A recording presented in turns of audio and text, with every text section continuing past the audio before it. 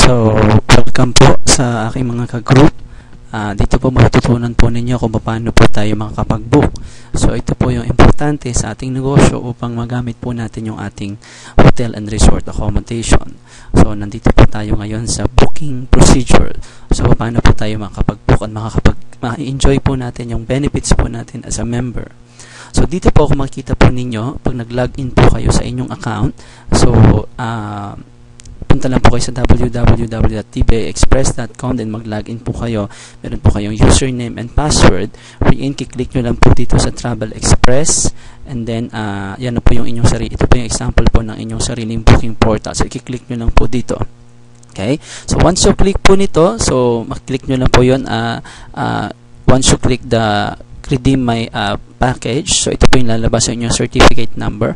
So meron po kayong ika-copy nyo lang po, copy paste, then click redeem.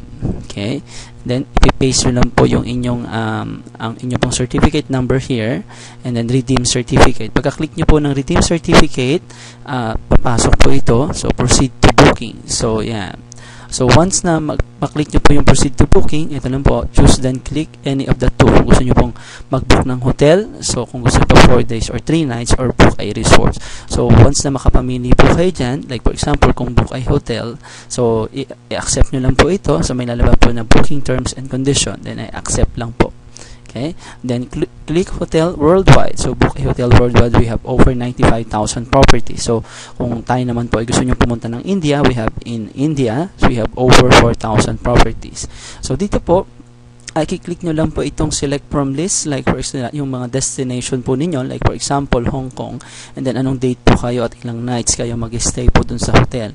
And then input lang po ninyo na members, maximum of 4 po yan, 2 adults and 2 children. So click nyo lang po yung search.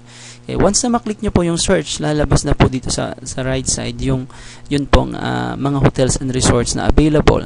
So kiklik nyo lang po. So yan, so nakikita nyo naman po may mga info, press info if you want check hotel details. So nandito na po yung mga book. Ito po makikita nyo po kung magkano po yung tax na babayaran po natin. So yan po, so nasa sa inyo po yan kung ano po yung gusto po ninyo na hotels. Makikita nyo rin po kung ilan po yung available na hotels sa area po na ito. So ganyan lang po yan. So makikita nyo rin po kung ano na po yung progression po ng inyong pagbubook, kasi po meron po kayong makikitang ganito sa itaas po ng inyong booking portal. Okay, so once na halimbawa po meron na po kayo nagustuhan, okay, once halimbawa po pinilik nyo na yung info, so nalaman nyo na po kung anong info, then you click the book. Okay, so once na maklik nyo po yung book na, so once you already kulang po ng C, choose a hotels and book, fill up the necessary information, then click nyo lang po yung proceed to payment. And then pag na-click nyo na po yung hindi po pala, bago muna po kayo mag-proceed to payment, i-fill up nyo lang po itong mga kailangan po na information, and then proceed to payment. So once na makita nyo po yung proceed to payment, so this will come up. So may makikita nyo po, yung i-confirm nyo yung booking, and then sino po yung pupunta. So ito po example lang po ito.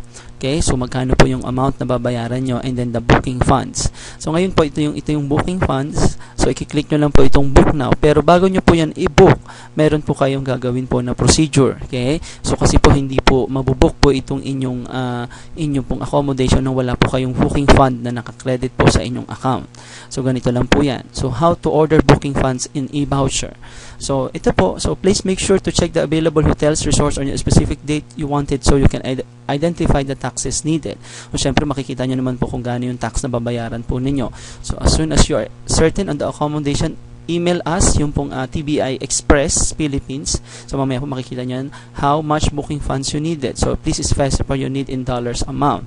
So lagi nyo pong tandaan na kung kayo po ay sa hotel, ang kailangan po ninyo is booking funds. Okay, kung kailangan naman po sa resort is booking voucher. So meron po tayong flat tax rate of $150 or 7,500. So yan po, please be informed that we have new account number. So yan po, e-voucher is for new membership. Halimbawa po meron po kayong nag-member po sa inyo at gusto po ninyong i-deposit po yung kanyang membership na 14,000 directly from TBI Express, yan po ang gagawin po ninyo. So ang subject po is e-voucher for new membership. So meron po tayong Makati branch sa new TBI bank account, Makati branch, ayan. So deposit the amount to account details below. So yun po, Banco de Oro, so yan, new peso bank account number.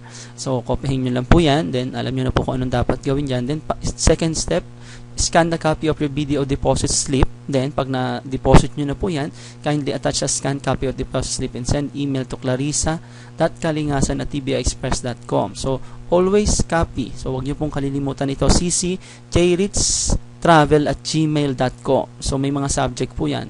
So, kung halimbawa, kung ang subject po sa inyong email ay mag-order po kayo ng booking funds or mag-order po kayo ng e-voucher, so for new membership. So make sure to include your username and your email para at least malaman po nila kung saan po ipapadala po or sino po ang gagamit. So the order booking founder is non-refundable. Okay, hindi po ito refundable.